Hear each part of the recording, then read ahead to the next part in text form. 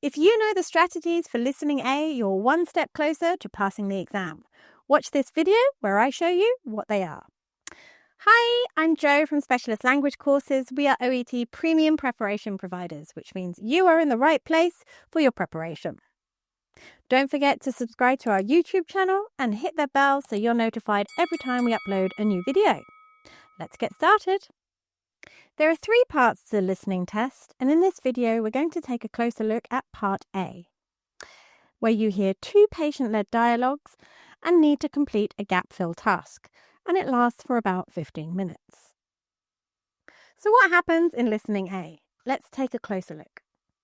So there are 2 patient-led dialogues. The patient will do most of the talking, and it lasts about 15 minutes. There are 24 questions in total, 12 for each audio, and you need to complete a gap-fill task with a word or a short phrase. The context of the conversation will always be provided. You can see an example here. So how should you approach Listening A? Let's take a look at the strategies to use. First, read the context given as a reference. This will help you predict the content of the conversation. In this example, you will hear a pharmacist talking to a patient, so we can predict that the conversation may contain information about medications, a medical condition, or perhaps advice. Take advantage of the time given before listening. Using the 30 seconds pre-listening time effectively is essential to passing Part A. Use the headings and information provided to help you decide what to listen for. It will also help you keep up with the conversation. Be aware of paraphrasing in the notes, as the audio may be different from the written notes. Look at the gaps and predict what information you're listening for. Let's take a closer look at the first heading, Reason for Conversation. If we look closer at question 13, we can predict that you're listening for a noun and predict that it will probably be a healthcare professional. Under the next heading, Reason for taking blood pressure medication, we can see question 14. From the information provided, we can predict that we need to complete a noun phrase. So listen to this section of the audio and complete what you hear using exactly the words used in the audio. I was wondering if you could give me some advice about these tablets that the GP gave me last week. I'm not sure that I should be taking them. Right. What tablets are you taking? I've got the box here. They're called Ramipril. Is that how you say it? That's right. Do you know why the GP put you on Ramipril? Yes, my blood pressure has been climbing steadily. The GP tried to talk to me about some lifestyle changes. You know, getting my weight down and becoming a bit more active. I have to be honest and say that I didn't make any effort at all.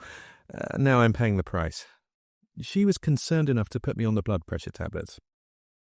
And the answer for number 13 is GP.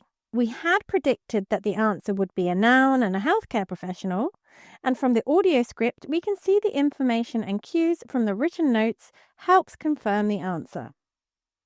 Question 14, the answer is blood pressure. The cues in the written paper have been slightly paraphrased, and the audio says climbing steadily instead of rising steadily. You always need to write exactly what the patient says. Let's have a look at some more examples from a section later on in the conversation.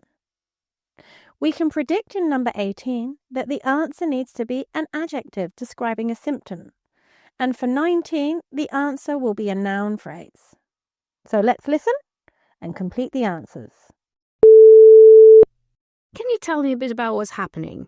How do the tablets make you feel? After I started taking them a few days ago, when I was started on them, I started feeling dizzy. That's very unusual for me. Any other symptoms?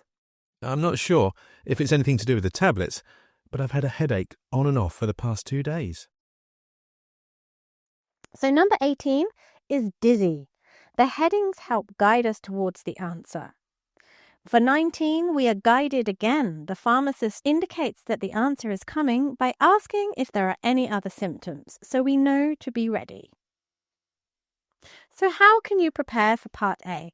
Let's take a look at some things you can do. Watch Matthew Smith's YouTube channel.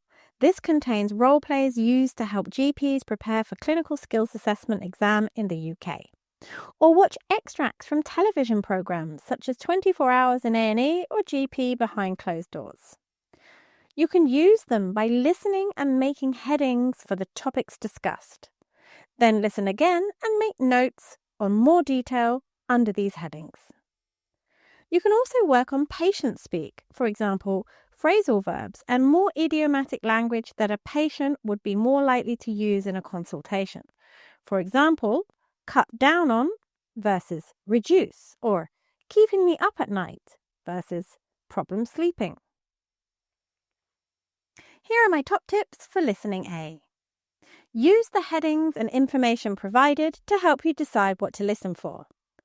Predict what type of information you need to complete the gap, and use role-play consultations to practice for Part A.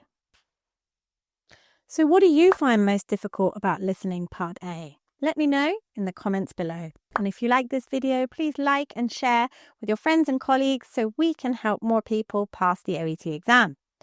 See you in the next video. Bye! If you know the strategies for Listening A, you're one step closer to passing the exam. Watch this video where I explain what they are. That was a bit weird. I'll repeat it. Watch this video where I show you what they are. Let's go.